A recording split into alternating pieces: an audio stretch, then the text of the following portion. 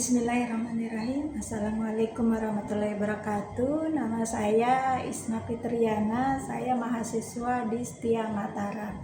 Di video kali ini saya akan membahas tentang hukum pidana. Mari. Hukum pidana. Sebelum kita lanjut ke pengertian hukum pidana, kita bahas dulu apa itu definisi hukum. Hukum adalah suatu kaedah atau peraturan hidup yang menetapkan bagaimana seharusnya itu manusia itu bertingkah laku dalam hidup bermasyarakat, yang berisi perintah dan larangan yang bertujuan untuk mencapai kehidupan masyarakat yang damai. Sedangkan pidana adalah suatu penderitaan yang sengaja diberikan oleh negara kepada seseorang atau beberapa orang akibat atas perbuatan-perbuatan yang mana menurut aturan hukum adalah perbuatan yang dilarang. Dan pengertian hukum pidana itu sendiri adalah bagian dari keseluruhan hukum yang berlaku di suatu negara yang mengadakan dasar-dasar dan mengatur ketentuan tentang perbuatan yang tidak dibolehkan atau dilarang dan dengan disertai ancaman pidana bagi yang melakukannya. Pembagian hukum pidana. Hukum pidana itu terbagi menjadi yang pertama hukum pidana material dan formil, di mana hukum pidana material ini yaitu berupa aturan yang berisi perbuatan-perbuatan yang tidak boleh dilakukan atau perbuatan yang harus dilakukan yang disertai ancaman pidana. Sedangkan hukum pidana formil ini yaitu yang berisi mengenai aturan bagaimana cara menegakkan hukum pidana material melalui suatu proses peradilan pidana. Kedua, hukum pidana objektif atau jus punale dan subjektif jus punendi atau jus punendi, di mana hukum pidana objektif ini yaitu berisi sebagai perintah dan larangan yang pelanggaran terhadap larangan dan norma tersebut diancam pidana oleh badan yang berhak.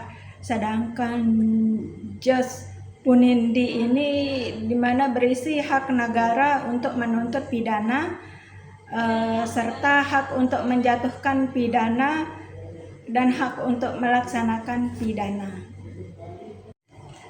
Yang ketiga, hukum pidana umum dan khusus, yang dimana hukum pidana umum ini berisi tentang hukum pidana yang ditujukan dan berlaku untuk semua warga negara sebagai subjek hukum tanpa membeda-bedakan kualitas pribadi subjek hukum tertentu.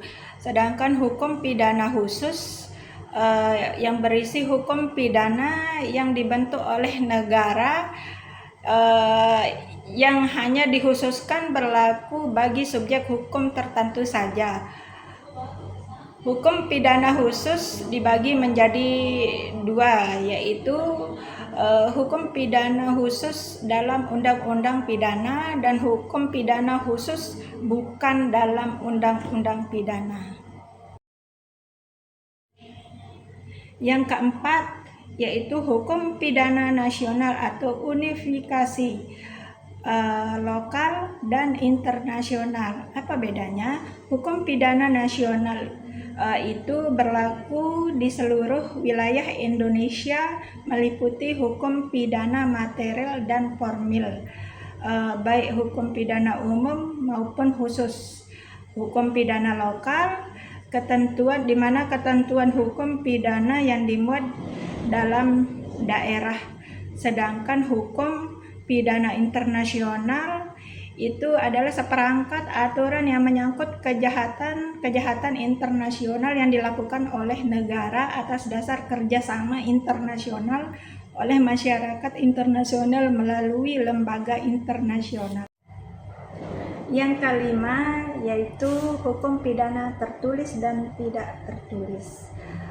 Di mana hukum pidana tertulis itu disebut juga sebagai hukum pidana undang-undang yang terdiri dari hukum pidana kodifikasi seperti KUHP, KUHP, dan hukum pidana di luar kodifikasi yang tersebar di berbagai peraturan perundang-undangan. Sedangkan hukum pidana tidak tertulis itu disebut juga sebagai hukum pidana adat, di mana hukum pidana adat ini keberlakuannya itu dipertahankan dan dapat dipaksakan oleh masyarakat adat setempat. Terus kemudian kita kembali ke tujuan hukum pidana. Apa itu tujuan hukum pidana? Yaitu untuk melindungi kepentingan umum negara dan hak-hak individu, mencegah terjadinya kejahatan, memulihkan keseimbangan hukum dan ketertiban masyarakat, memberikan efek jera bagi pembinaan bagi pelaku, untuk mendidik pelaku agar menjadi baik dan bermanfaat bagi masyarakat. Dan sedangkan fungsi dari hukum pidana tersebut yaitu satu, untuk mengatur hidup kemasyarakatan atau untuk menyelenggarakan tata dalam masyarakat. Terus yang kedua, melindungi kepentingan umum dengan kepentingan hukum dengan sanksi pidana. Ketiga, untuk mencegah pelaku mengulangi perbuatannya kembali melalui pidana dan pembinaan. Yang keempat, memulihkan keseimbangan hukum yang terganggu akibat perbuatan pidananya. Terus yang kelima, memberikan kepastian hukum bagi korban dan masyarakat bahwa pelanggaran akan ditindak tegas. Dan yang keenam, mengatur kewenangan aparat penegak hukum agar tidak bertindak sewenang-wenang. Sumber hukum pidana. Sumber hukum pidana itu terdiri dari KUHP baru, di mana KUHP baru ini termasuk dalam Undang-Undang Nomor 1 Tahun 2023. Terus yang kedua, undang-undang di luar KUHP seperti Undang-Undang Narkotika, Undang-Undang Korupsi,